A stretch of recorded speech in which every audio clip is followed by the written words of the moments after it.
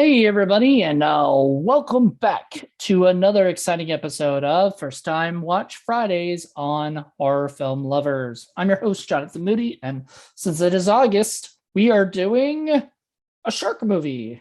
And I watched this on Tubi. It's called Bait.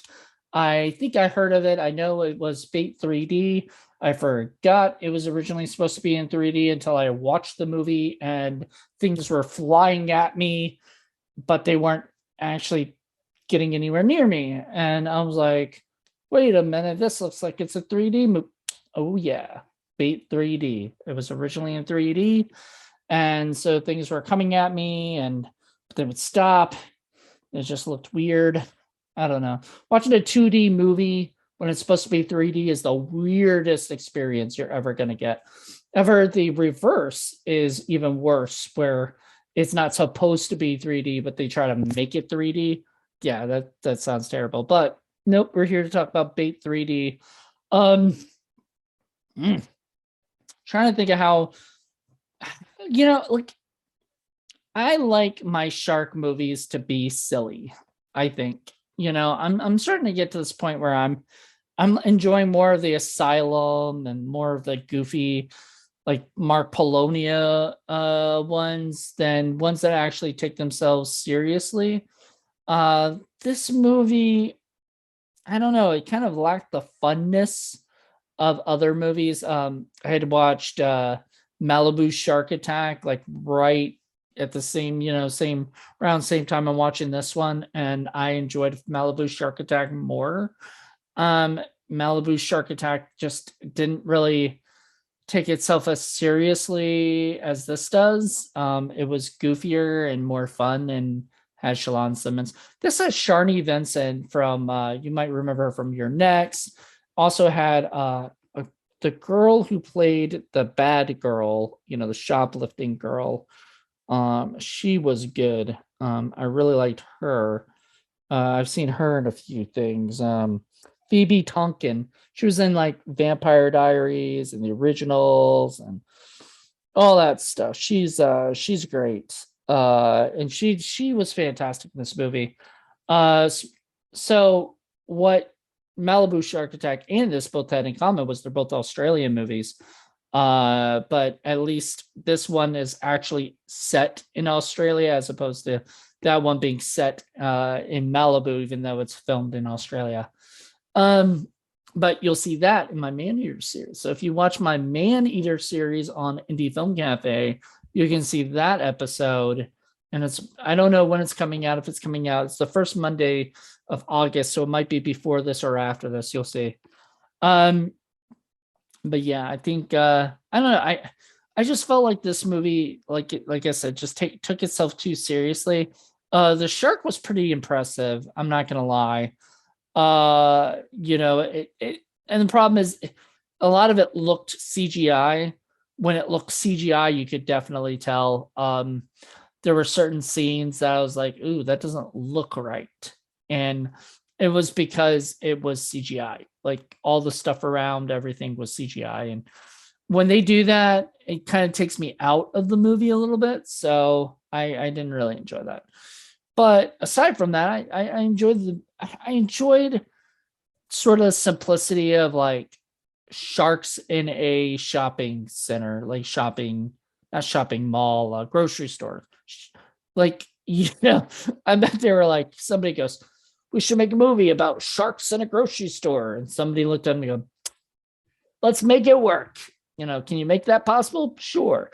I would love to see like, the problem is this movie is 2012. I'd love to see like the pitch meeting for it. I'd love to see that guy who does the pitch meeting stuff.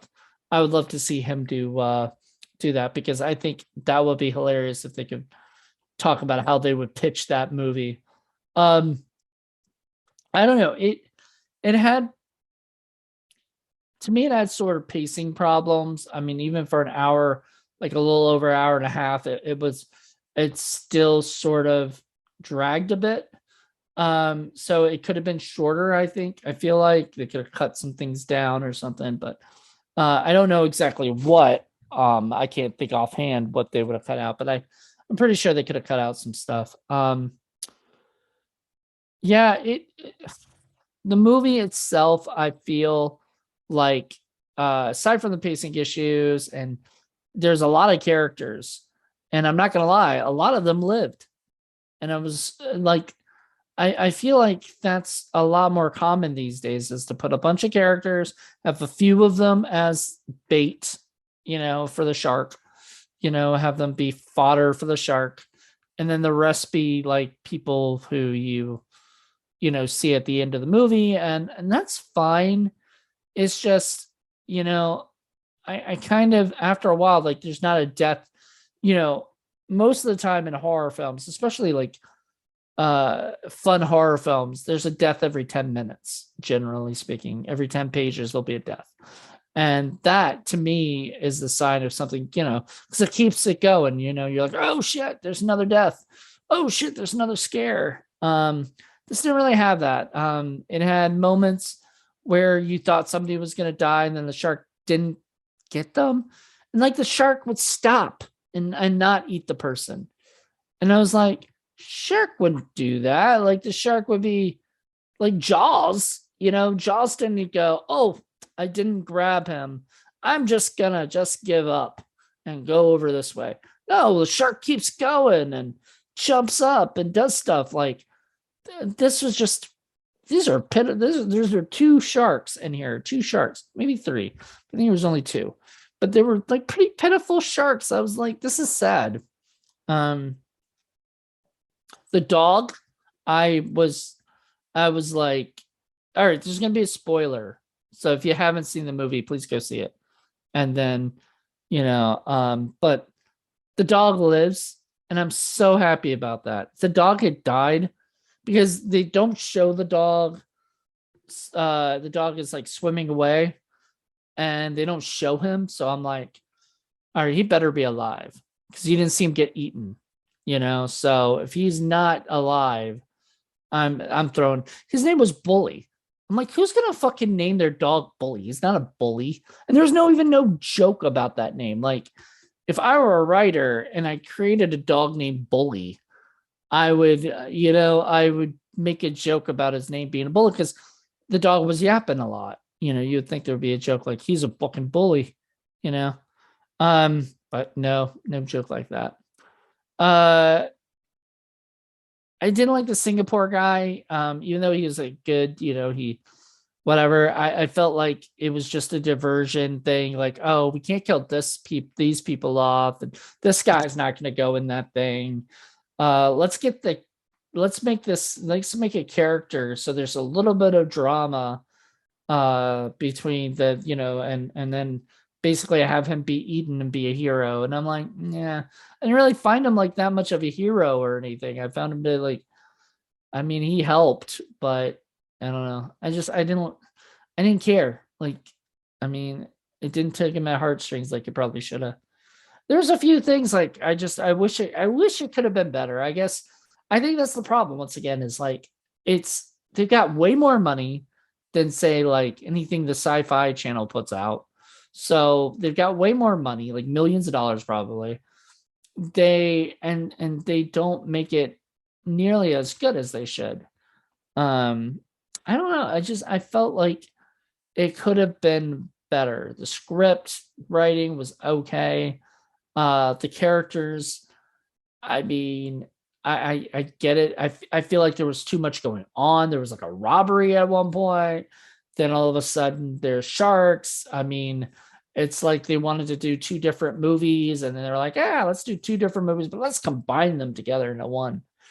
And it just felt sort of weird. Like, there's too much going on, especially for like this runtime. So you don't really get to really know the characters that much, and you're just kind of like, I don't care. Like, I don't care if this guy lives or dies. Like, other than the dog, I didn't care if anybody lived or died. Like, I just didn't. I didn't feel that way. I did like Sharni Vincent. I did like Phoebe Tonkin in the movie, and the girl who played Heather, the one with the dog. I like them, but they didn't, like, if they had died, I would have been like, oh, like, that sucked.